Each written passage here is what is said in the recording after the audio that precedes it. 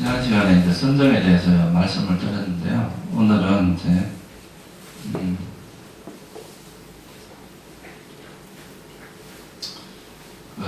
우리가 생각이라는 이제 생각의 힘 또는 이제 지혜가 어떤 힘을 가지는지 거기에 대해서 좀 설명을 드리려고 합니다.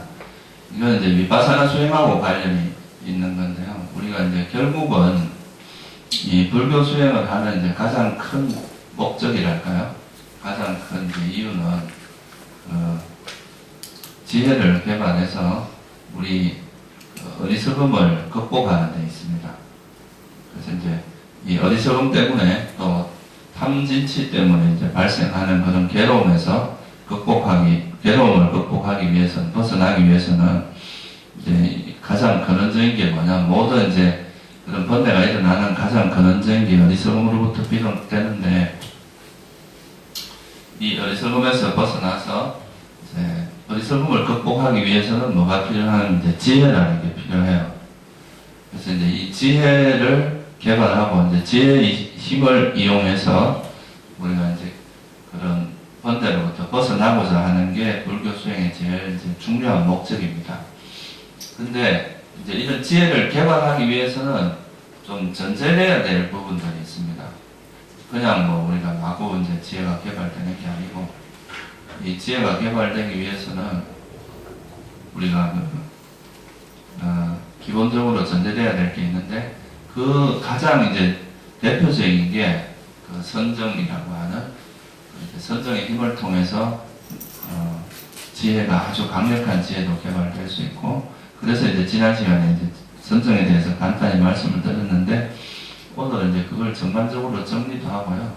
선정 후 또는 이제 선정을 통해서 지혜를 개발하던 여러분들 또 뭐 일상생활에서 알아차림을 통해서 지혜가 성숙돼서 이제 번뇌를 버리게 되든 간에, 일단은 중요한 거는 이제 지혜가 어떻게 성숙되고 선정 후에 그 지혜가 성장하는 또는 이제 깊어지는 그 과정에 대해서 좀 이해하는 게 좋고요. 그리고 이런 번뇌가 사라지면 이제 우리가 고통의 원인이 되는 이런 번뇌가 사라짐으로써 여러분 삶이 어떻게 변하는지 거기에 대한 이제 이해를 하실 필요가 있다고 생각을 합니다. 그래서 거기에 좀 초점을 맞춰서 말씀을 드리려고 합니다. 어떻게 보면 지혜가 이제 성장을 하면은 이제 우리 마음에 있는 그런 고통의 원인을 버리게 되는데, 그 버려지는 이제 과정이랄까, 메커니즘, 이런 걸 간단히 설명을 드릴게요. 우리가 이제 불교 수행은 전에도 말씀드렸지만 이제 위파사나라는 수행이 있고 사마타라는 수행이 있는데, 이제 지난 시간에 말씀드린 이제 선정을 닦는 것은 좀 사마타 수행에 해당합니다. 그리고 이제 우리가 지혜를 개발하는 수행은 위파사나 수행에 해당하는데, 주로 사마타 수행은 고요함을 개발하는 데 초점이 맞춰져 있고, 이제 위파사나는 지혜를 개발하는 데 초점이 맞춰져 있는데, 이 위파사나 수행을 이제 한마디로 이야기를 하면은 뭐라고 이제 정의를 할 수 있느냐 하면, 여러분들이 이제 삶 속에서 생각과 바로 보고 바로 생각하는 거라고 이렇게 정의를 할 수 있어요. 일반적으로 우리가 이제 위파사나 수행을 약간의 이제 테크닉적인 측면에서 접근을 하는 경우가 많습니다. 어떤 테크닉을 통해서 이제 접근을 하는 게 많은데, 물론 그런 테크닉도 중요합니다. 이제 수행하는 데 어떤 구체적인 방법론이 중요하기 때문에. 그런데 그걸 이제 그런 테크닉 또는 이제 구체적인 방법을 통해서 우리가 얻고자 하는 게 뭔가를 잘 생각을 해봐야 됩니다. 예, 위파사나 수행을 통해서 우리가 과연 어떤 것을 목적이 뭐냐, 무엇을 위해서 이제 그런 수행을 하느냐, 그거는 이제 바르게 생각하는 힘, 그리고 바른 지혜를 개발하는 거라고 할 수 있어요. 아라한이 되면은 어떤 모습이 되는가, 그러니까 완전히 이제 깨달음을 얻은 사람이 어떤 모습을 되는가를 보면 이제 항상 지혜가 작용을 하고 생각을 바르게 할 줄 아는 그런 거를 우리가 이제 그런 존재를 아라한이라고 이야기를 합니다. 그래서 이제 사실 깨달음이라고 하는 그것을 우리가 이제 멀리 아주 이제 우리 삶하고는 굉장히 거리가 먼 저 먼 세상의 이야기다 이렇게 이제 생각할 수도 있는데 이 깨달음이라고 하는 또는 이제 아란이 된다고 하는 것은 우리 삶의 모습으로 본다면 항상 그러니까 이제 삿된 견해가 작용하지 않고 바른 견해가 작용을 하고 항상 생각을 바르게 할 수 있는 다시 말하면 이제 팔정도에서 말하면 정경과 정사유가 여러분 삶에 확립된 존재다 이렇게 말할 수도 있어요. 다시는 그게 되돌아가지 않고 항상 정경과 정사유가 작용할 수 있는 그런 존재다 이렇게 말할 수가 있습니다. 정견 정사유라고 하는 것은 또 다른 말로 하면 뭐냐 하면 여러분들이 이제 지혜롭게 항상 지혜가 작용하고 바르게 생각하는 걸 이야기합니다. 우리는 보통 보면 뭐 이제 생각하는 것도 상황에 따라서는 어리석음이 작용하기도 하고 집착이 작용하기도 하고 뭐 성냄이 작용하기도 하고 하는데 그런 것들이 이제 완전히 사라지고 완전히 이제 지혜가 작용하도록 하는 항상 지혜가 작용하고 항상 그 지혜에 근거해서 바르게 생각하는 그런 것이 우리 삶에 완전히 정착된 존재다 이 말이에요. 그래서 여러분들 예를 들어서 이제 비파사나 수행을 오래 한 사람이 뭐 다양한 현상들을 경험할 수가 있습니다. 어떤 우리 마음이 이렇게 생겨나는 현상을 보기도 하고 또 뭐 빛이 나타나는 걸 보기도 하고 또 지혜가 막 예리해지는 걸 보기도 하고 그런데 결국은 이제 종착 지점이 뭐냐 하면 여러분 마음에 있는 그런 번뇌가 버려지고 그 번뇌가 버려진 상태에서 생각이 이제 생각하는 능력 그리고 지혜가 항상 작용하는 것 이게 이제 어떻게 보면 깨달음의 모습이다. 실제 그런 드러나는 것. 여러분이 어떤 삶의 문제에 부딪혔을 때 그게 항상 지혜가 작용하고 어리석음이 작용하지 않고 그렇게 되도록 하는 게 이제 비파사나 수행의 목적이다 이렇게 말할 수 있어요. 그러니까 어떤 뭐 우리가 이제 한국에서도 뭐 수행할 때 여러 다양한 수행 방법으로 수행을 할 때 사람들이 이제 수행에 대해서 어떤 경계를 맛보고 나서 이제 뭐 그런 나는 뭐 이런 대단한 경계를 경험했다 이런 거에 초점을 맞출 수도 있는데 원래 수행은 이제 그런 얼마나 번뇌를 버리느냐 부처님은 항상 탐진치의 소멸 그거에 대해서 이제 말씀을 하셨단 말이에요. 그래서 한마디로 이제 비파사나 수행은 팔정도의 관점에서 이야기를 하면 정경과 정사유가 여러분 일상 삶에서 완전히 확립되는 거다 이렇게 말할 수가 있어요. 언제나 바른 견해와 바른 사유가 작용하게 되는 그런 존재를 우리가 이제 그런 것을 우리가 비파사나 수행이라 한다. 그러니까 여러분 평소에도 우리가 일상 삶 속에서 얼마나 이제 빈틈없이 바른 생각과 지혜가 작용하고 항상 바른 생각이 작용하느냐 이게 이제 되게 중요한 거라는 거예요. 평소에 이제 탐욕이 일어났다 이러면 그건 비파사나가 안 되고 있는 상태입니다. 놓쳐졌다 이 말이에요. 그 알아차림이 성냄이 일어났다 이것도 놓쳐진 상태죠. 항상 지혜와 그 바른 생각이 작용할 때 그때 이제 우리가 올바른 수행을 한다고 하는데 근데 이제 이 지혜도 뭐가 있느냐 하면 깊이가 있습니다. 깊이의 차이가 있습니다. 똑같은 지혜라고 해도 지혜의 종류가 다양하다 이 말이에요. 지혜라는 거는 이제 대표적인 건데 예를 들어서 우리가 이런 시계를 갖고 생각해도 이게 시계라고 아는 것도 우리가 안다고 이야기할 수 있어요. 그죠? 근데 또 어떤 사람은 이 시계가 뭐로 만들어졌고 어떤 속성을 가지고 있고 이런 것까지 알아요. 이런 것도 안다고 할 수 있습니다. 또 어떤 사람은 이 시계가 어떤 구조로 만들어졌고 이건 어떤 재질로 만들어졌고 이건 또 어떤 성질을 갖고 있고 누가 만들었고 이런 걸 아주 속속들이 아는 것도 안다고 이야기를 하죠. 그죠? 그래서 우리가 보통 지혜라고 말하는 데는 천차만별입니다. 여러분이 어떻게 보면 조금 안다고 이야기하는 것과 또 부처님이 안다고 하는 것에서는 차이가 엄청나게 난다 이 말이에요.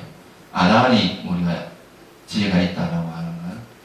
그래서 이 지혜라는 것도 어느 한순간에 갑자기 성숙되고 갑자기 이제 깊어지는 게 아니라 이 깊어지는 그런 이제 과정이 있다 그래요. 점차 이렇게 깊어져 가는 그런 과정이 있는데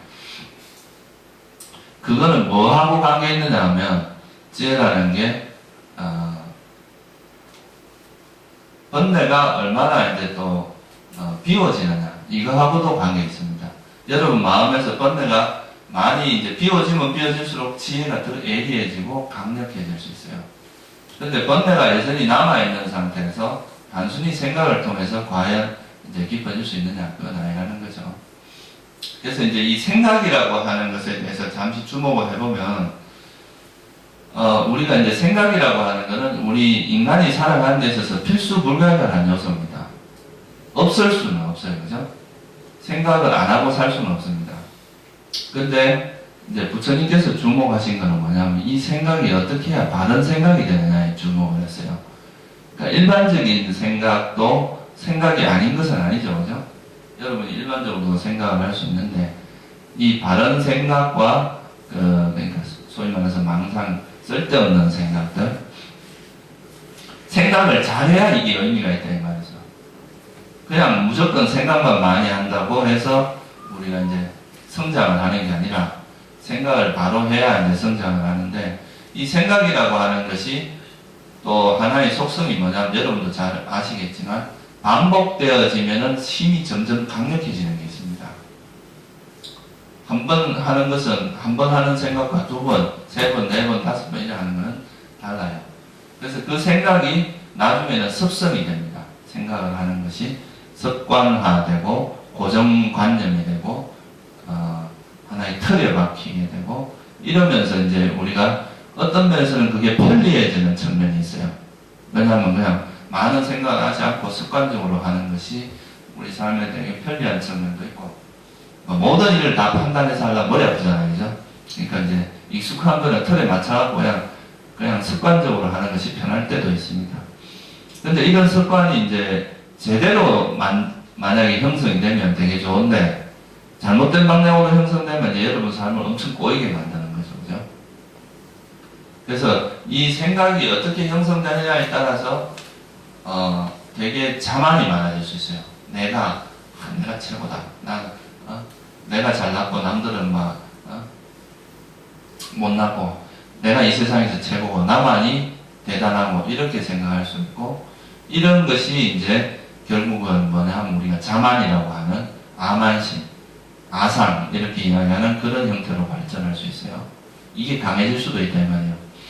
그리고 또 어떤 경우는 자기가 생각하는 것이 확인된 것도 아니에요. 사실은 우리가 그냥 조금 그 분야에 대해서 알고 있는 건데 그걸 가지고 막 재단을 하는 거죠. 자기가 알고 있는 이거에 대해서 남은 틀렸다. 내 생각이 맞다. 자기 생각에 고집을 하기 시작을 합니다. 다른 사람 생각은 무조건 이렇게 배척을 하고 자기 생각만이 옳다고 이야기하는 거죠. 이런 걸 이제 우리가 사견이라고 이야기를 합니다. 이 견해라는 것이 사실은 되게 무서워요. 이게 이런 사견이라는 거는. 다른 사람 생각을 일단 부정을 하고 자기 생각만 옳다고 하니까 이건 이제 대화 자체가 안 될 수가 있어요.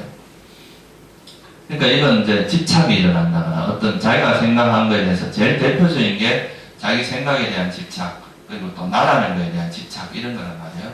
우리가 아상이라고 하기도 하고 사견이라고 하기도 하는 이런 것들은 이제 잘못된 방향으로 형성된 거다 이 말이에요. 사실인지 아닌지도 모르고 자기가 생각한 거에 대해서 무조건 집착을 하는 거죠. 그죠? 이거는 이제 잘못된 방향으로 생각이 진행되면서 아까 말했듯이 생각은 반복될수록 힘이 생깁니다. 이 생각 자체가 가지고 있는 힘이 있다 이 말이죠. 그래서 이제 잘못된 방향으로 형성되기도 하는데 이게 만약에 거꾸로 이런 탐욕이나 성냄 또는 막 화가 나서 어떤 사람에 대해서 오해를 할 수도 있잖아요. 그죠?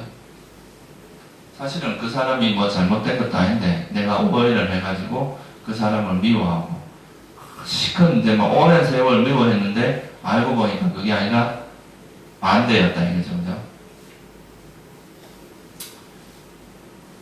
그래서 이런 이제 탐욕과 성냄에서 일어나는 생각과 그 반대의 생각이 있는데 이 지혜를 바탕으로 해서 일어나는 이 생각은 또 우리 삶을 굉장히 지혜의 힘이 있어가지고 우리 삶을 또 지혜롭게 만들어주는 효과를 가지고 있습니다. 그래서 우리가 세상에서 이제 훌륭한 업적을 이룬 사람들이 또 생각을 잘해서 올바른 생각 또는 이제 생각을 통해서 세상을 바꾸기도 하지만 또 생각을 통해서 이 사람 사는 세상을 굉장히 괴롭게 할 수도 있다 이 말이에요, 그죠? 그래서 지혜를 바탕으로 해서 이제 이런 생각을 하게 되면 우리 삶에 굉장히 유익한 일들이 많아집니다. 오히려 지혜를 통해서 생각을 통해서 더 지혜가 개발되고 또 이 지혜는 번뇌를 가라앉게 만들어서 또 바른 생각을 하게 하고 그래서 더 큰 지혜가 생기게 하고 이런 이제 선순환이 되는가 하면 잘못하면 악순환이 될 수 있다 이 말이에요. 생각을 통해서 더 괴로움이 일어나고 또 그게 또 반복되어지고 요즘 뭐 이제 스트레스니 뭐 우울증이니 뭐 이런 것들이 다 생각의 반복을 통해서 일어나는 거죠. 불만이 자꾸 쌓이고 쌓인 게 이제 강력한 스트레스가 되고 그게 또 뭐 공포증이 되기도 하고 우울증이 되기도 하고 심하면 뭐 자살까지도 이어지는 이런 이제 문제를 일으키는데 이거는 생각이라는 것의 파워, 생각의 힘을 모르고 함부로 해서 그런 겁니다. 그래서 우리가 이제 옛날 그 선사어록이나 이런 데 보면 어떤 말이 있느냐 하면 한 생각이 무섭다 이런 말 하거든요. 한 생각이 중생을 만들기도 하고 한 생각이 이제 부처를 만들기도 한다. 그러니까 이 생각 하나의 힘이라는 것이 엄청나게 무섭습니다. 한 생각이라는 것을 잘하느냐 못하느냐. 그래서 이제 이 윗바사나 수행은 한마디로 이런 생각을 바르게 하도록 하는 그런 수행이다. 또는 이제 지혜를 개발되게 하는 수행이다. 이렇게 말할 수 있어요. 이게 이제 우리 삶에 정착되도록 하는 거죠. 그래서 이제 이런 생각이 바르게 진행되기 위해서는 뭐가 필요하냐면 번뇌가 없는 상태에서 생각을 하는 것이 중요하다 이 말이거든요. 그래서 지혜와 자비와 지혜가 바탕이 돼서 하는 생각 이게 이제 진실로 우리에게 유익한 생각이 되고 만약에 탐욕과 성냄을 바탕으로 해서 일어나는 생각이라면 이거는 우리에게 유익한 게 아니라 오히려 해로운 생각이 될 수 있다는 거죠. 그죠? 그래서 우리가 선정을 닦는 아주 중요한 이유는 뭐냐 하면 이 선정에 들어있는 동안에는 이제 그런 번뇌라는 것이 철저하게 제압이 됩니다. 더 이상 이런 번뇌가 일어날 수 있는 가능성이 그 1시간이면 1시간 철저히 차단되기 때문에 그 번뇌가 차단된 상태에서 생각을 하는 것은 굉장히 파워풀합니다.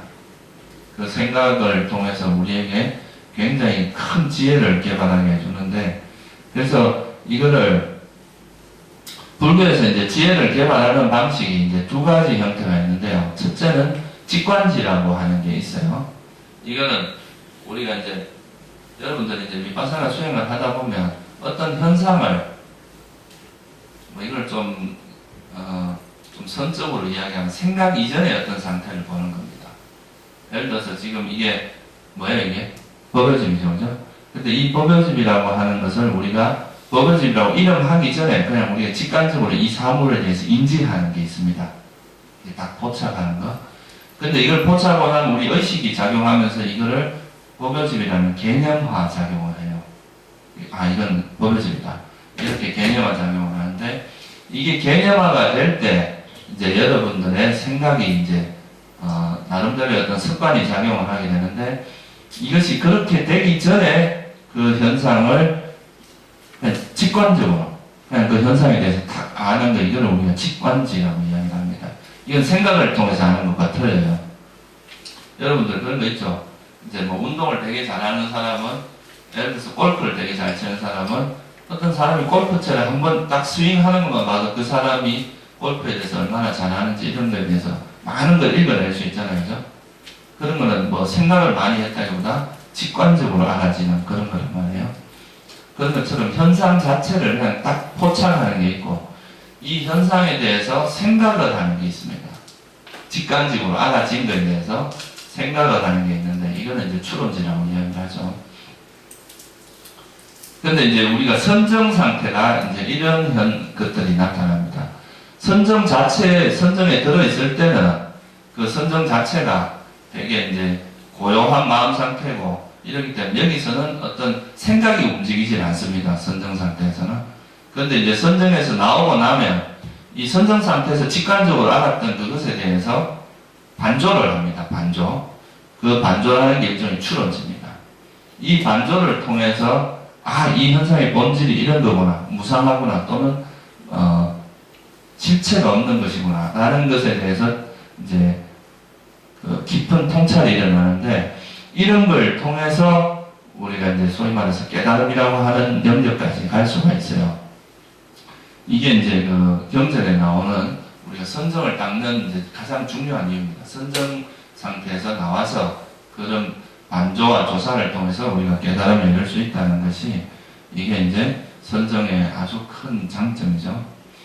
그래서 이제 이 선정을 닦아서 그 반조를 통해 선정 후에 나와서 그 선정 상태에서의 그 아주 깨끗하고 적절한 마음 상태, 이걸 가지고 지혜를 개발할 수도 있고, 평소에, 그러니까 우리가 순간순간의 어떤 집중이라고 하죠. 우리 찰나산매라고 이야기하는데, 그 순간순간의 집중을 통해서, 예를 들어서 아까 말했듯이 어떤 생각이 일어나기 이전에 어떤 거를, 만약 이게 이제 있으면 이렇게 일어나는 현상 자체를 그냥 그대로 딱 어떤 생각이 움직이지 않아도 이 직관적으로 포착을 할 수 있습니다. 감각적으로. 그러면 그런 정보, 그런 것이 이렇게 정확하게 생각이 움직이지 않고 있는 그대로 탁탁 포착을 하고 감각적으로 포착하는 이런 거를 우리가 이제 그렇게 하는 거를 실상을 본다 이렇게 이야기하고, 또 그것을 그렇게 되는 상태가 찰나사마디라고 이야기를 해요. 그럼 이런 찰나사마디를 통해서 직관적으로 알아진 것을 나중에 한번 반조를 할 수 있어요. 이것은 이러이러한 성질이 있구나. 이런 거는 통해서 우리가 또 아주 깊은 지혜로 개발될 수가 있습니다. 그래서 지혜를 개발하는 방법은 이런 순간순간의 삶에 의해서도 직관적으로 알아진 것에 대해서 반조를 통해서 지혜가 개발되기도 하고, 깊은 선정에 들어갔다 나와서 그런 걸 해도 개발이 되어지기도 하는데, 결국은 뭐냐 하면 이게 이제 그 현상에 대한 깊이 있는 지혜를 개발하는 거에 초점이 맞춰져 있습니다. 세상에 대한 결국 이해가 없으면은 여러분들이 그거를 이제 거기에 대한 집착을 버릴 수가 없거든요. 그래서 이게 이런 지혜가 개발되면 어떤 이제 현상이 일어나냐 하면, 여러분들이 평소에는 보통 보면은 우리가 자기가 어리석다는 것을 모르고 어리석은 행동들이 일어나겠죠, 그죠? 자기가 자각을 하면 그런 어리석은 행동이 일어나지 않습니다. 근데 이 지혜가 있으면 여러분들이 습관적으로 일어나는 그 행위들이 있어요. 이걸 우리가 불교에서는 잠재성량이라고 이야기를 합니다. 여러분들이 잘 느끼지 못하는데 습관적으로 일어나는 것들이 있는데, 그런 것들을 우리가 이제 이 지혜를 통해서 알 수가 있습니다. 그거를 파악할 수 있죠. 그러니까 예를 들면 우리가 이제 제일 대표적인 게 뭐냐면 나라는 개념, 나라고 하는 것을 우리가 항상 내가 잘나야 돼, 내가 더 잘 살아야 되고, 내가 더 행복해야 되고 이렇게 이야기하는데, 이런 것들의 그 밑뿌리에는 뭐가 있느냐 하면 이것이 나라는 것이 있다고 생각하는 그런 어리석음이 작용하고 있습니다. 이 어리석음이 작용하고 있는데, 이거를 나중에 여러분들 지혜가 깊어지면 이런 것들의 본질이 실체가 없다는 걸 알게 되면 나중에 이게 이제 어리석음이 작용하지 않고 실체가 없다는 걸 아니까 현상에 대한 집착이 없이 어떤 행동을 하거나 또 생각을 하거나 이런 방향으로 바뀝니다. 그러면 이게 이제 우리 삶의 어떤 큰 변화를 이끌어내는 계기가 되는 거죠, 그죠? 그래서 이 지혜라는 것은 이 어리석음을 타파하는데 굉장히 중요한 역할을 하고, 그걸 통해서 우리가 탐진치라고 하는 집착과 성냄 이런 거를 버릴 수 있게 되는 거죠, 그죠? 그래서 결국은 이제 가장 대표적인 것은 우리 삶에서 일어나는 이제 번뇌의 가장 대표적인 것은 탐진치라고 이제 이야기하는데, 여기서 이 어리석음이라고 하는 것은 조금 더 탐욕과 성냄보다는 한꺼풀 더 밑에 있습니다. 이 탐욕과 성냄이라는 건 여러분들이 삶의 표면에 드러나는 건데, 이 어리석음은 그거보다는 좀 더 깊은 곳에 잠재되어 있다, 이렇게 말할 수가 있는데요. 그래서 일단은 탐욕과 성냄이라는 것이 가라앉아야 이제 이것이 그 어리석음이라고 하는 게 드러나게 되거든요. 탐욕과 성냄이 있는 상태에서는 이 어리석음이 드러날 수가 없어요. 그래서 이제 불교 수행은 일단은 탐욕과 성냄이라는 것을 가라앉히는 그 작업을 우리가 뭐라고 하냐면 고요함이라고 이야기를 합니다. 이 이제 번뇌가 가라앉았을 때 우리 마음에 고요함이 형성이 됩니다. 그러면 그 고요한 상태에서는 지혜가 작용할 수가 있게 되겠죠, 그죠?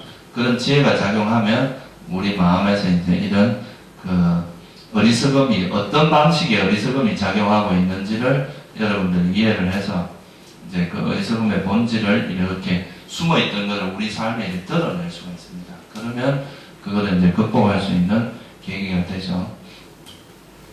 그래서 이제 이런 지혜를 통해서 지혜가 성숙되면 첫째는 성숙되어 가는 과정을 이제 설명을 좀 드려보면요. 일단은 그 아까 말했듯이 우리 삶에서 이제 일단 드러나는 그 현상에 대한 이해가 이루어집니다. 지금까지는 여러분들이 이제 알아차림 수행, 자기 삶에 대한 장악하는 수행을 하지 않으면 자기가 뭐가 일어난지를 모르는 거거든요. 아침에 눈을 뜨면 제일 먼저 일어나는 게 몸이 피곤하겠죠. 보통 몸이 피곤하면 그 몸에 대해서 짜증을 냅니다. 그러면 이거는 일종의 뭐가 작용하는 거예요? 성냄이 작용하는 거죠. 그죠? 그럼 또 그때부터 또 막 오늘 하루 쉬었으면 좋겠다. 가기 싫다. 뭐 이런 쉬었으면 좋겠다 이런 것도 일종의 욕심이 작용하는 거고, 또 뭐 가기 싫다. 밥을 먹을 때 밥이 왜 이렇게 맛없냐? 맛있다. 더 먹고 싶다. 이런 거는 또 탐욕과 성냄이 작용하는 거라고 할 수 있죠. 그죠? 그래서 우리가 사실 여러분들이 이제 하루를 살펴보면 우리가 이제 부지불식간에 굉장히 많은 번뇌들이 오갑니다. 우리 삶에서 아침부터 시작해서 저녁 때까지 굉장히 많은 이제 번뇌들이 오가게 되는데, 그런 번뇌들 사이에서 자기가 자각되지 않은 상태에서 일어나는 일들이 너무나 많다 해요. 그것이 이제 스스로가 자각이 되면 충분히 그걸로부터 벗어날 수 있는데, 자각되지 않은 상태에서 이루어지는 것은 여러분들이 그거를 극복하기가 어렵습니다. 그래서 이제 그거를 자각하게 하는 첫 번째 단계가 자각의 단계입니다. 자기한테 일어나는 그런 번뇌를 첫째 자각을 해야 돼요. 이게 이런 번뇌들이 일어나고 있구나 하는 걸 알아야 되고, 두 번째는 뭐냐면 그 번뇌들이 왜 일어나는지 이거를 이제 파악하는 게 중요하겠죠. 그죠? 그게 이제 조건을 파악하는 거라 그래요. 왜 이런 번뇌가 일어나는지. 내가 오늘 아침에 일어나자마자 이렇게 화가 나는데 이런 화가 왜 일어나는지, 이런 것을 아는 지혜가 생기고요. 그게 이제 생기고 나면 나중에는 뭐가 되냐면, 이제 이런 현상들이 어떤 원인에 의해서 일어났다가 또 원인이 사라지면 사라지는 이런 과정들을 이제 서서히 알게 되는데, 이거를 아는 것을 우리가 뭐라고 하냐면 이제 무상함을 안다고 그러죠. 그죠? 변하는 것에 대한 통찰이 일어납니다. 그러면 이제 이 무상하다는 것은 그 현상 자체가 안정적이지 않다, 불확실성, 이런 걸 이야기합니다. 예를 들어서 여러분들이 뭐 돈이나 뭐 이런 재산이 많은데 그 재산이 영원히 유지된다고 생각하면 불안할 일이 하나도 없잖아요. 그죠? 여러분 건강이 만약에 죽을 때까지 그대로 유지된다는 확신이 있으면 왜 불안해 하겠어요? 건강에 대해서. 그죠? 또 재산, 뭐 여러분이 가지고 있는 뭐라도 그 소유한 것이 영원하다고 생각하면 그 불안할 이유가 없거든요. 근데 이 영원하지 않다는 것을 우리가 삶의 경험에서 아니까 그게 불안하니까, 여러분 그걸 좀 최대한 방지하기 위해서 보험도 들고 건강검진도 받고 안 아프기 위해서 그런 예방책을 자꾸 만드는 거 아니겠어요? 그죠? 그러니까 그 변한다는 것은 항상 그 불확실성, 그 불안정감, 이런 것이 있습니다. 그래서 이거는 이제 본질적으로 보면 행복이라 말할 수 없다고 해서 보라고 했고, 또 이런 변하는 것이 어떻게 변하지 않는 이제 실체가 있을 수 있느냐. 그래서 이런 통찰이 일어나면 내가 예를 들어서 이제 우리가 집착하고 있던 것의 본질에 대해서 이제 이런 지혜가 성장을 하기 시작을 하면, 내가 이 지고 있던 이 내가 집착하고 있는 이것이 변할 수밖에 없는 거다 이거예요. 내가 붙잡으려고 한다고 해서 붙잡아지는 게 아니다. 이건 내가 붙잡으려고 하는 순간 벌써 이건 사라져버린다 이 말이에요. 그래서 이거를 붙잡을 수 없다는 것에 대해서 이제 우리가 깊은 이해가 이루어지면 더 이상 붙들지 않습니다. 놓게 되겠죠, 그죠?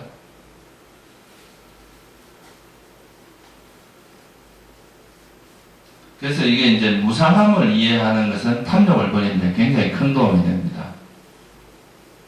그래서 여러분들은 제가 생각할 땐 그렇더라고요. 우리 사는 데서 여러분에게 지금 이제 여러분이 누리고 있는 것은 임시로 빌려서 잠시 사용자 개념으로 이해를 하는 것이 좋아요. 마치 콘도 사용하듯이 잠시 이렇게 쓰고 가는 것이지 그걸 내 것이라 이렇게 생각하고 그걸 계속 붙들고 소유하려고 하는 순간 굉장히 큰 고통이 따릅니다. 소유의 개념이라면 그것이 이제 소유할 수 없는 것을 소유하려고 하기 때문에 그런 괴로움이 동반되게 돼 있단 말이에요. 그죠? 그래서 이제 이런 무상함을 이해하는 것은 무상하다는 것은 현재 이 순간에 내가 붙들려고 하는 그 순간 벌써 이건 사라져 버립니다. 붙을 수가 없다는 거죠.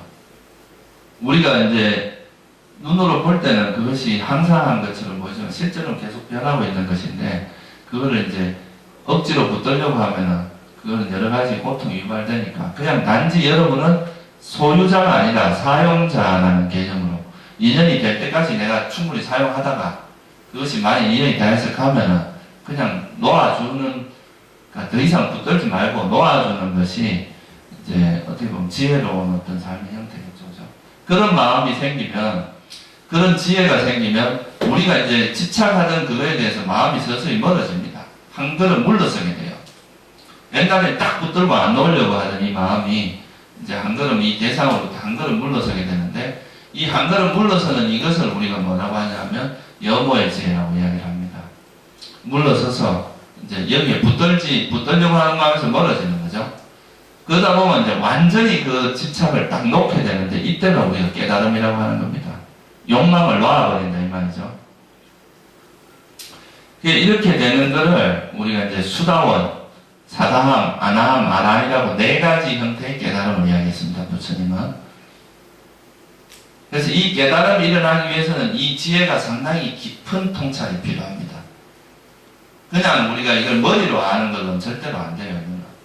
여러분들이 머리로서 지금 제가 설명하는 걸 듣고 아 그렇겠구나 라고 이해할 수는 있습니다. 그렇지만 이거는 실제로 이제 일단은 실제 생각이 벌어지기 전에 그 어떤 상태 소위 말해서 법이라고 하는 걸 여러분 직감적으로 감각적으로 아는 그런 지혜가 필요해요. 첫째는 이거는 그냥 머리로 개념적으로 아는 것과는 틀립니다. 개념적으로 안다는 것은 이것을 만약에 시계라고 이야기하면 시계는 어때요? 엄청나게 많은 종류가 있죠. 그죠? 모양도 다르고.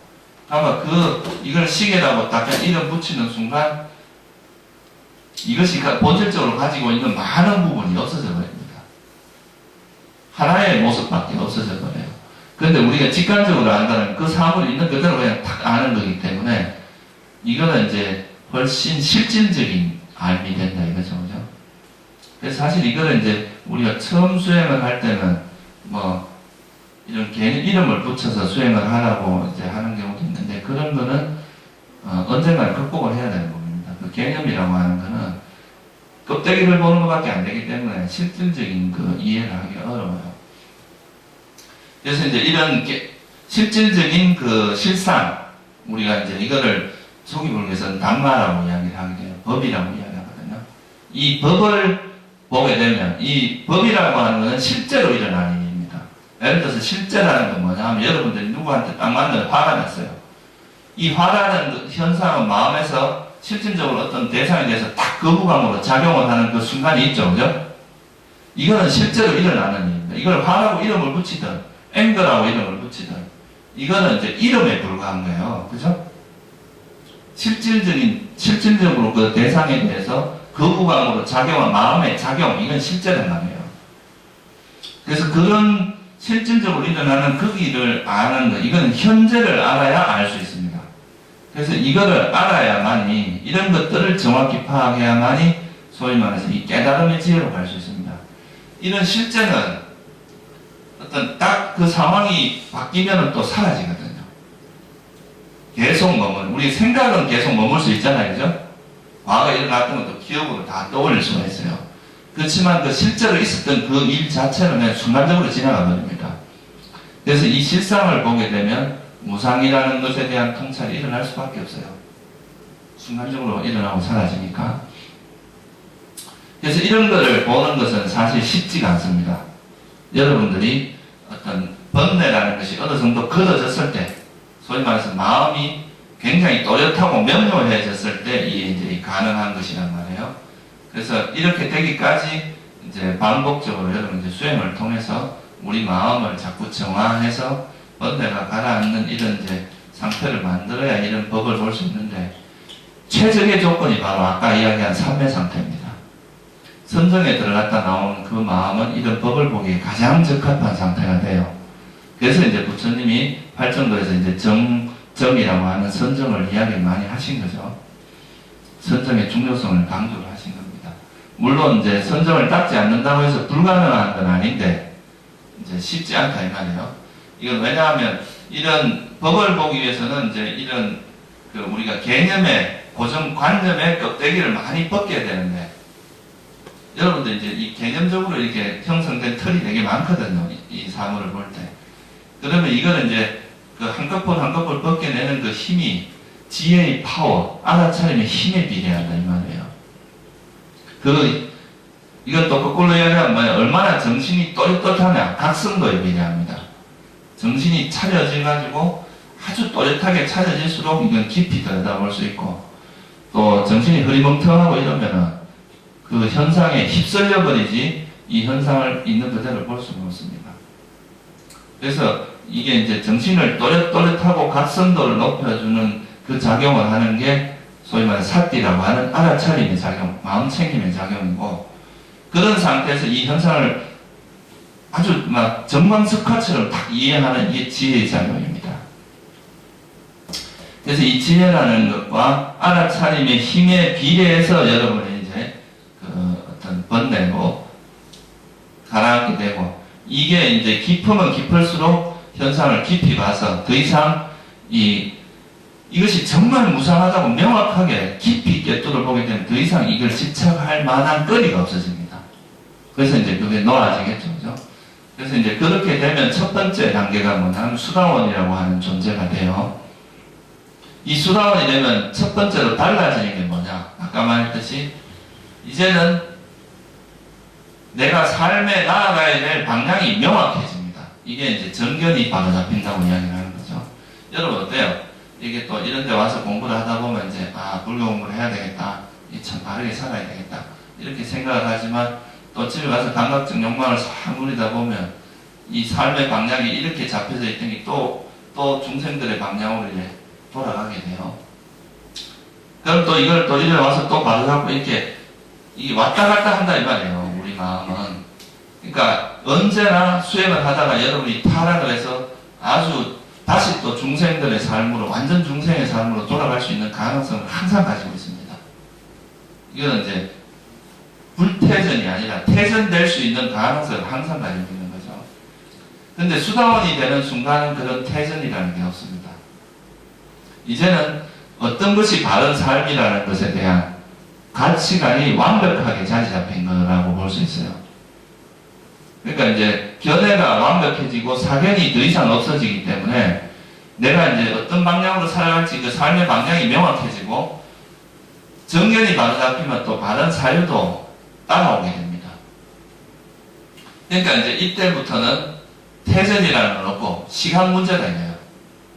시간만 지나면 저절로 아란이 될 수밖에 없는 그런 상황. 왜냐하면 여기서 이제 부산을 가는 게 이제 우리 목표인데, 부산으로 가는 방향을 정확히 잡았어요. 그러면 일단 뒤로 물러나지 않고 걸어가면 어떻겠어요? 언젠가는 도착하겠죠.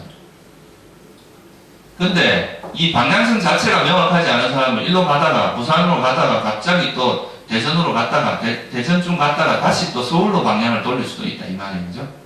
이러면 이거는 서울 갔다가 다시 대전 갔다 뺑글뺑글 돌면서 이렇게 사는 사람이지. 윤회의 그 굴레에서 빠져있는 사람들이죠. 근데 만약에 명확하게 이 방향을 잡은 사람들은 다시는 퇴전이라는 게 없고, 분명히 그 길로 가게 되어 있다는 거예요. 그래서, 언젠가라는 게 영원히 간다는 게 아니라 부처님은 적어도 7생밖에 안 걸린다는 거예요. 최대. 수다원이 된 존재는 최대한 7생만 되면 아라한이 돼서 모든 번뇌를 소멸하고 모든 고통에서 벗어날 수 있다고 했거든요. 경전에. 7생이라는 건 이제 이미 우주의 긴 시간에 비하면 뭐 그렇게 긴 시간이 아니거든요. 그래서 이제 우리가 수다원이 된다, 깨달음을 얻는다, 불교에서 말하는 깨달음을 얻는다고 하는 것은 이런 수준이다 이거예요. 정확하게 이제 삶의 방향, 가치관이 완벽하게 자리 잡힌 사람이다. 여러분들의 마음은 이제 변덕이 죽을 듯 하다는 거죠. 왔다 갔다 할 수 있다 이거예요. 아직까지 이 지혜가 약한 경우는 조금만 또 어떤 유혹이 오면 그쪽으로 빠져들기가 쉽습니다. 그리고 또 이 빠져드는 것 자체를 자기가 장악하기 힘들어요, 사실. 그럼 또 그쪽에서 막 정신없이 놀다가 또 약간 정신 차렸다가. 마치 비유를 하자면, 잠자는 사람 깨어나면서 일어나서 눈을 좀 비비고 일어나다가 또 잠들고, 또 눈 비비다 잠들고 이런 거랑 비슷하다 이거예요. 그래서 이제 이것이 지혜가 이제 성숙하면서 지혜의 힘이 강해지면 강해질수록 이런 것을 제압하는 힘이, 어리석음을 확 제압하는 힘이 강력해집니다. 어리석음은 여러분을 막 노예 생활하듯이 여러분을 끌고 다닙니다. 막 하기 싫은데 또, 이거 하면 안 되는데 하면서 하고 있어요, 자기는. 하려면 안 되는데 하면서 또 화를 내고 있고. 이게 이제 일종의 그 번뇌, 노예가, 생각의 노예가 되는 거죠. 근데 이제 바른 생각을 한다는 것은 생각에 휩쓸리는 게 아니라 그 생각을 내가 의지적으로, 그러니까 내 원하는 대로 할 수 있는 거죠. 그래서 부처님께서는 이 아라한이 되면은 이제 어떻게 되느냐 하면 자기가 하고 싶은 생각은 할 수 있고 하기 싫은 생각은 안 할 수 있다고 그랬거든요. 내가 원하는 생각만 할 수 있다는 거죠. 그게 이제 아라한의 되게 큰 힘입니다. 그러니까 번뇌가 없어지니까 내가 하기 싫은 생각은 안 할 수도 있다 이거예요. 번뇌라는 게 우리 생각을 끌고 가는 건데 번뇌가 제거되기 때문에. 그래서 이제 수다원이라는 것이 결코 쉬운 건 아닙니다. 되게 요즘은 뭐 조금만 뭘 하면 깨달았다 그러는데 불교에서 말하는 깨달음, 그 깨달음도 천차만별입니다. 우리가 뭐 시계 밥은 이렇게 주는구나, 이것도 깨달았다는 표현 쓸 수 있어요. 밥은 이렇게 먹는구나, 뭐 자가용 문제는 이렇게 하면 되는구나, 이런 것도 깨달았다는 표현을 쓸 수 있지만 불교에서 말하는 이 깨달음이라고 하는 것은 딱 4가지밖에 없어요. 부처님께서 말씀하신 거는 수다원, 사다만하마란. 그러니까 최소한 그러면 첫 번째 단계인 이 수다원이라는 게 어떤 상태인지를 여러분이 조금만 이해를 하시면 우리가 실제 수행을 해서 변화가 된다면 어떤 모습이 될 것이다라는 것에 대한 여러분들의 이제 미래 상이 보이는 거죠. 그러니까 수행자가 수행을 하면 어떤 삶을 살게 되냐면, 가치관이 명확하면 첫째 뭐가 없어지냐면 여러분들이 망설임이 없어집니다. 여러분들 지혜가 약하니까 이걸 해도 되나 저걸 해도 되나 이래야 되는 거 아닌가 저래야 되는 거 아닌가 계속 고민을, 이건 계속 끊임없는 생각을 많이 만들어요. 근데 이 가치관이 명확한 사람은 해야 될 거는 하고 하기 싫은 건 안 하면 돼요. 하기 싫은 게 아니라 이건 안 해야 될 거는 안 하게 됩니다. 그러면 자기가 해야 될 것과 안 해야 될 것이 명확하기 때문에 판단을 정확하게 할 수가 있겠죠. 그죠? 판단이 명료해진다 이 말이에요. 근데 보통 보면 뭐 이게 옳은 것인 줄 알면서도 먹고 살려면 어쩔 수 없다. 또는 뭐 자식을 니까 어쩔 수 없다. 이렇게 이제 거기로부터 물러서기 시작을 하면 이게 이제 끊임없이 그렇게 물러서야 돼요. 그러다 보면 결국은 거기서 벗어날 수가 없는, 기약이 없는 거죠. 그래서 이제 수다원이 되면 그것이 명확해지기 때문에 삶의 방향이 명확해진다는 거죠. 흔들림이 없다 이거예요. 그래서 의심이 사라집니다. 그러니까 법에 대한 의심이라든가 내가 이렇게 살면 분명히 나에게 이익이 있다 이런 것에 대해서 추후의 의심도 없어집니다. 그래서 수다원이 되면 달라지는 게 이 사견이 사라지고 그러니까 정견이 확립되죠. 바른 견해가 확립되고 의심이 사라지는데, 거꾸로 이야기하면 여러분들이 수행하는 데 있어서 이 두 가지, 그러니까 의심이 사라지면 뭐가 확실해집니까? 신심이 확고해지죠. 그죠? 그 신심이라고 하는 건 삼보에 대한 신심이거든요. 이 삼보에 대한, 불법성 삼보에 대한 신심이 확고해지고 옆에 칼이 들어와도 물러나지 않을 정도로 확실해진다고 이야기를 합니다. 그거는 거꾸로 이야기하면 여러분이 수행할 때 이 신심이 강력한 것도 굉장히 수행에 좋은 무기가 될 수 있다 이 말이에요. 실제로 이제 그 수다원이 되는 방법 중에 그 신심이 확고해서 수다원이 되는 경우도 있거든요. 이 신심이 이제 물론 여기서 말하는 신심은 맹목적인 신심을 이야기하는 게 아니에요. 이해를 통한 신심인데, 여러분이 이해를 해도 신심이 약하면 정말 이래 해봐야 뭐 내가 나한테 이익이 있겠나, 내가 이러다 인생을 낭비하는 거 아닌가, 뭐 이런 의심들이 따라다닐 수가 있거든요. 의심이 있으면은 행동으로 그러니까 실천으로 동반되지가 잘 않습니다. 여러분들도 아마 주의해 보세요. 수행을 하는 사람 중에 신심이 있는 사람들은 흔들리지 않으면서 꾸준히 수행하는 게 있어요. 근데 머리는 되게 좋고 이해는 잘하는데 뭔가 수행할 때 되면 자꾸 뭐 이거 따지고 저거 따지고, 이건 뭐 이래서 안 되고 저거 뭐 이건 더워서 공부하기 힘들다, 시끄러워서 공부하기 힘들다, 뭐 또 나는 뭐 이런 사정이 있어서 안 된다, 이런 말들을 많이 하는데, 그런 건 이제 신심이 부족해서 그렇거든요. 이 신심이 확고한 사람은 그런 어려운 난간을 뚫고 나가는 힘이 있습니다. 예를 들어서 나도 이제 미얀마에서 공부를 하는데, 그 미얀마가 우리나라 환경하고 보면 엄청나게 차이가 납니다. 거기는 막 모기도 진짜 숲에 나가면 모기가 한 1000마리가 달려들어요. 농담이 아니에요. 막 모기 떼가 달려들어요. 가면 한번 이렇게 숲에 나가면 이렇게 수십가 빵을 물리기도 하거든요, 모기한테. 그리고 뭐 진해도 있고 가끔 정갈도 모여요. 그리고 그 뭐 개미, 이 개미도 진짜 무서운 거더라고. 한 번은 자는데 막 내 침대에 개미가 습격을 해가지고 완전 잠자리 위에 개미가 한 몇백 마리가 같이 있었던 적도 있거든요. 그러니까 그런 괴로움이 있는데, 근데 그런 거에서 저는 이제 그런 걸 살면서 그게 힘들다 이런 것보다 오히려 그 사는 삶이 너무나 이렇게 행복하고 그랬었거든요. 그게 왜냐하면 그런 이제 그 사소한 이런 건 약간의 이제 뭐 불편함이지만, 그 어떤 불교를 공부하면서 이제 지혜가 우리가 수행을 하면서 오는 그 즐거움, 그런 것은 이런 불편함을 극복하기에 충분하다 이 말이에요. 이런 이제 신심이 있으면은 자기에게 오는 이런 어려움 같은 거를 얼마든지 극복할 수 있는 힘이 됩니다. 그러니까 수다원이 되면 이런 신심이 확고해진다 이 말이에요. 절대 물러나지 않습니다. 옆에 칼이 들어와도 너 내가 1000억 줄게, 불교를 포기할래? 또는 네가 지금 믿고 있는 이 가치를 포기하려면 죽여라. 죽음이라는 의미도 명확히 알고, 그런 그 이익을 위해서 자기 가치를 버리면 이런 짓은 절대 안 한다 이 말이에요. 이게 이제 보통 사람과 외모나 이런 게 달라지는 게 아니라 그 마음 상태가 그렇게 달라집니다. 그래서 이제 두 가지, 부처님께서 깨달음을 얻은 사람들에게 나타나는 수다원이 됐는지 안 됐는지를 너가 확인할 수 있는 방법이 있는데, 그 네 가지 기준을 말했어요. 그게 삼보에 대한 신심이 확고한 것, 또 하나는 오계를 절대 의도적으로 어기지 않는 것, 이거 하나가 들어갑니다.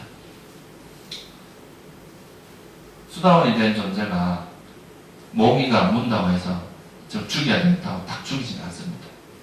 그러니까 살생의 마음을 내서 그걸 죽이거나 이런 일이 없어요. 모르고 지나가다 밟아 죽일 수는 있어요. 근데 자기가 의도적으로 마음을 내서 죽이는 이런 게 있었을 때 술을 마시는 것도 불가능하고, 그리고 거짓말 절대 안 합니다. 수다원이 된 존재는 성자가 되면 거짓말을 절대 안 해요. 살생하지 않습니다. 도둑질, 남이 주지 않으면 절대 가지지 않고, 우리가 그 5가지 계율을 완벽하게 지키게 된다 그러죠. 그렇게 되면 이제 수다원이라고 봐도 된다. 이게 이제 그 부처님께서 벽돌집경이라는 경이 있는데, 거기서 법의 거울, 내가 수다원이 됐는지 안 됐는지 그거를 이렇게 볼 수 있는 거울을 알려주겠다, 이 이 네 가지 조건이 되면 그거는 수다원의 거울이다 이거예요. 그 외에도 이제 수다원이 되면 달라지는 게 뭐냐 하면, 예를 들어서 여러분들이 가지고 있는 고통을 이 지구의 대지에 비유를 한다면 수다원에게 일어나는 고통은 요 손톱이 흙 정도밖에 안 된다 그랬어요. 그럼 수다원이라는 존재가 고통이라는 것은 거의 없다 이 말이에요. 그냥 약간의 번뇌의 성가심 이런 건 있을 수 있어도 실제 막 우리가 느끼듯이 막 미친 듯이 괴로워하거나 이런 일은 있을 수 없다는 거죠. 그게 이제 수다원이 되면 달라지는 거고요.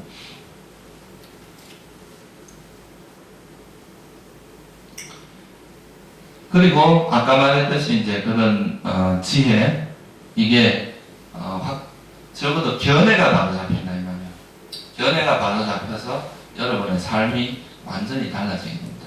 그러니까 삶의 어떤 가치관 자체가 이런 지혜와 자비를 바탕으로 한 이런 가치관으로 확립된다 이 말이에요.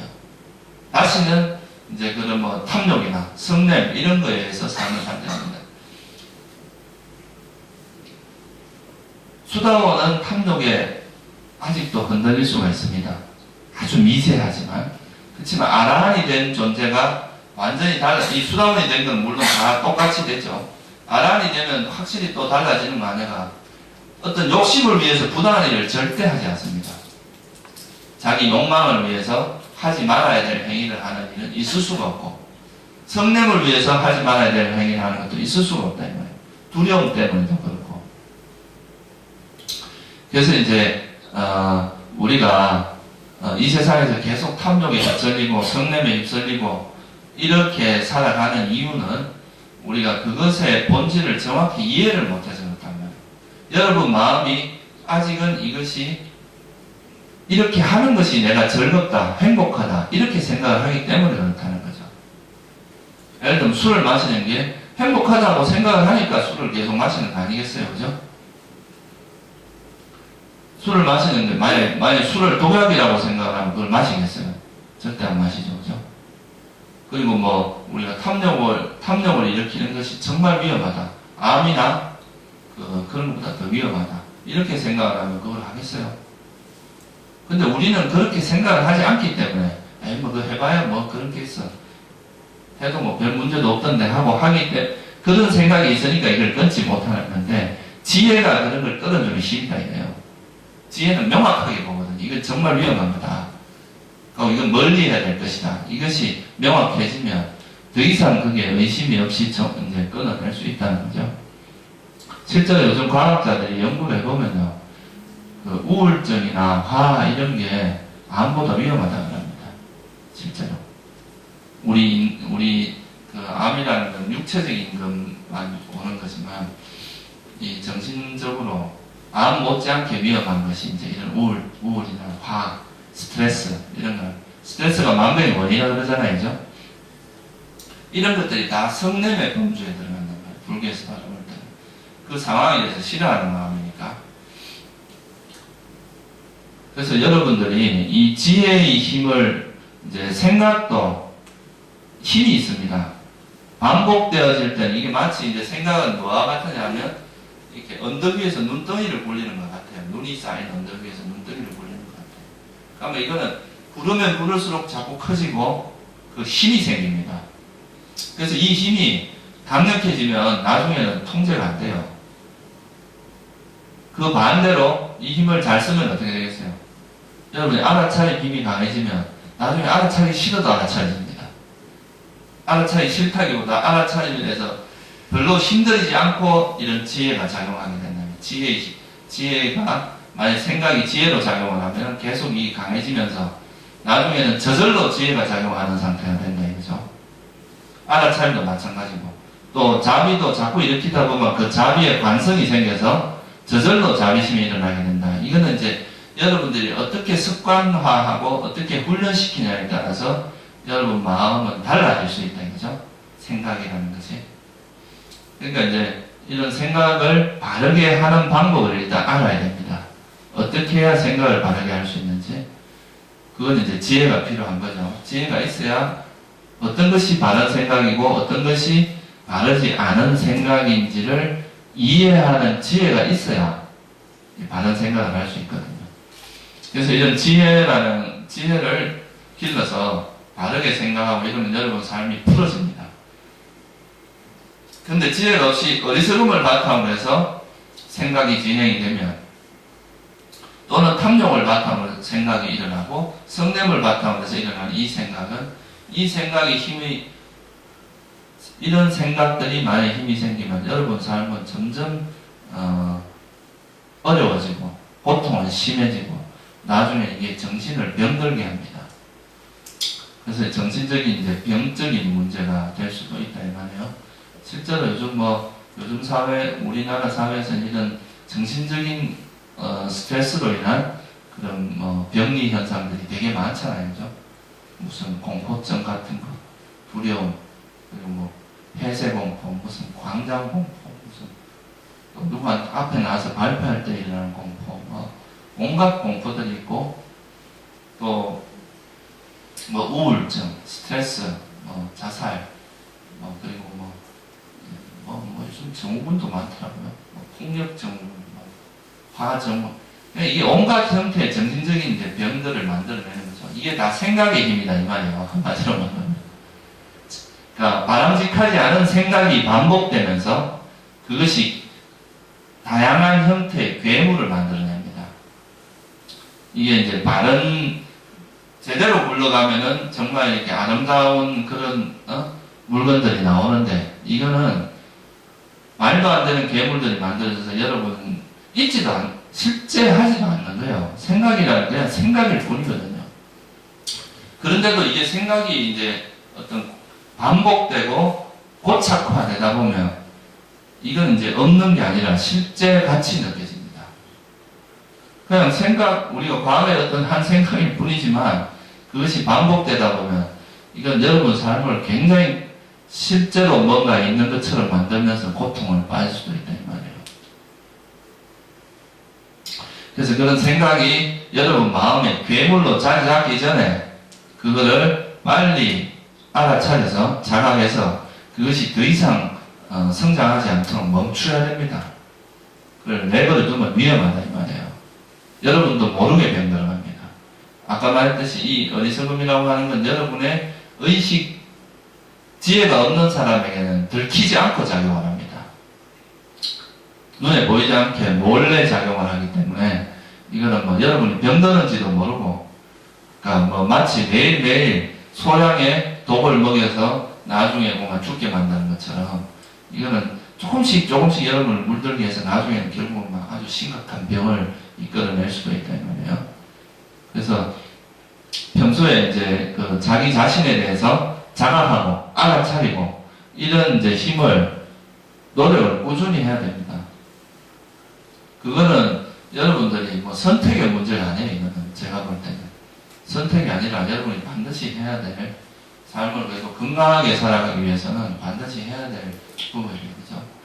그래서 항상 밖으로만 너무 관심을 가지지 말고 자기 어떤 내면에 관심을 가지세요. 자기 마음에 관심을 가져서 도대체 이 마음이 어떤 식으로 세상에 반응하고 살아가는지.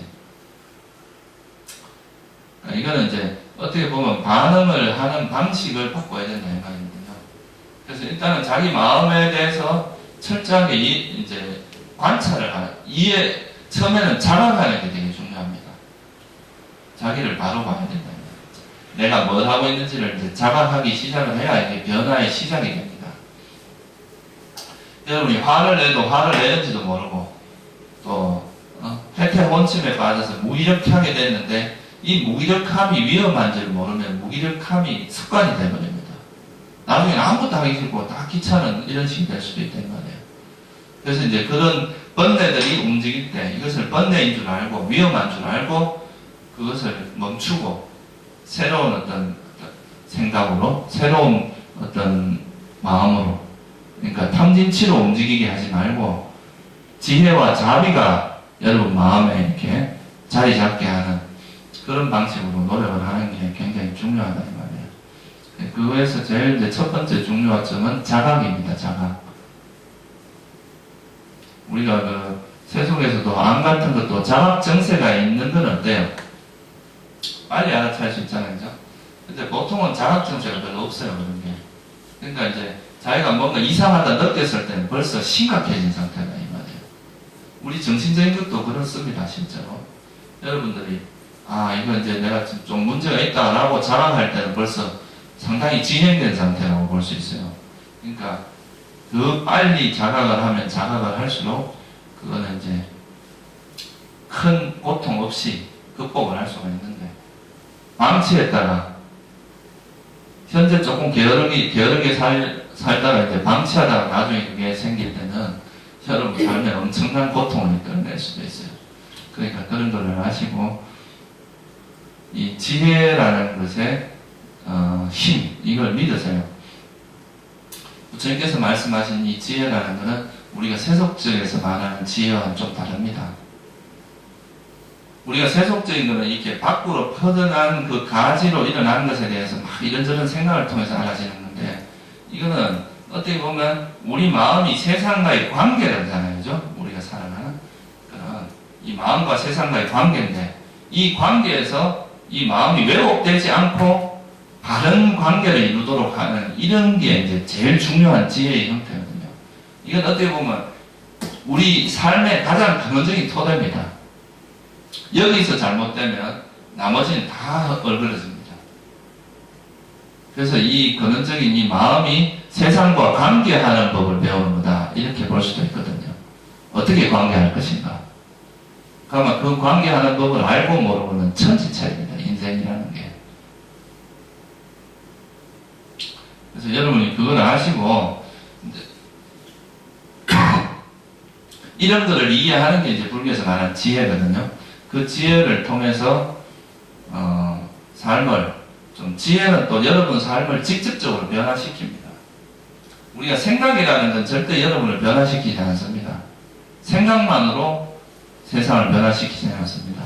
근데 이 지혜라는 것은 굉장히 실질적으로 내가 이 반응 방식을 바꾸게 하는 게 지혜이기 때문에, 이게 바뀌면 사람이 바뀝니다. 생각이 바뀌어요. 여러분이 평생을 수행해도 정말 사람이 안 바뀐다 그러면 그 사람은 지혜가 없는 사람입니다. 지혜를 모르는 사람이에요. 만약에 지혜를 이해한다면 사람이 변하면 마음이 변하게 되어 있습니다. 마음이 변하면 생각도 변하고, 생각이 변하면 인생이 변하게 되어 있습니다. 그러니까 그거는 만약에 그렇지 않다면 내가 아직 지혜가 부족하구나, 지혜라는 걸 좀 더 개발하기 위해서 노력을 해야 된다고 할 수 있겠죠.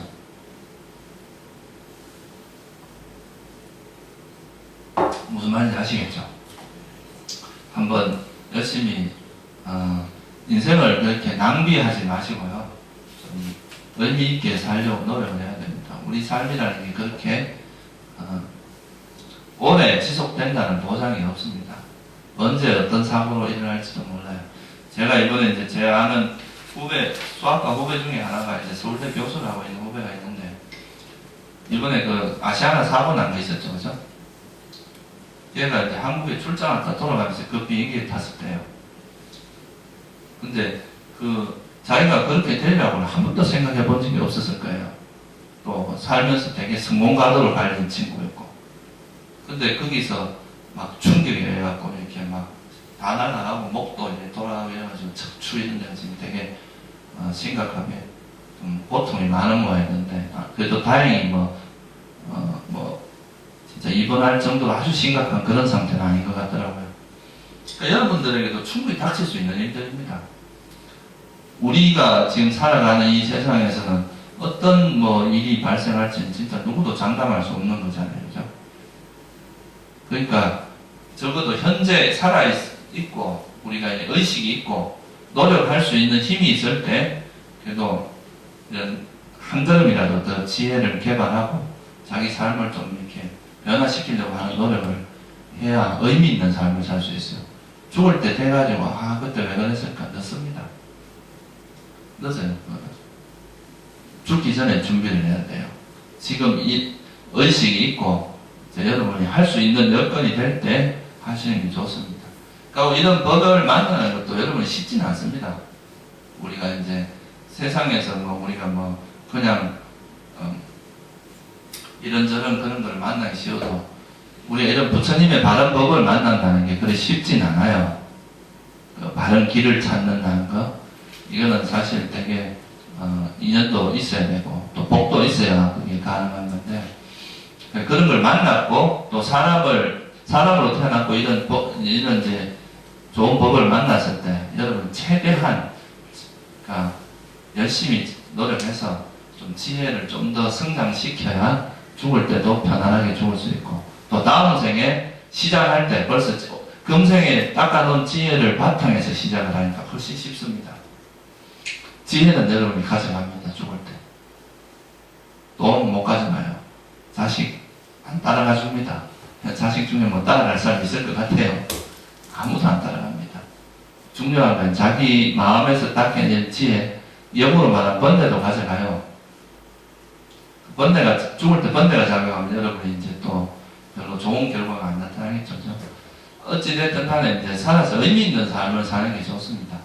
우리 삶은 그렇게 다 미래가 보장되어 있는 게 아니기 때문에 항상 의미 있는 삶을 살도록 노력하는 게 좋지 않을까 생각합니다. 오늘 마치겠습니다.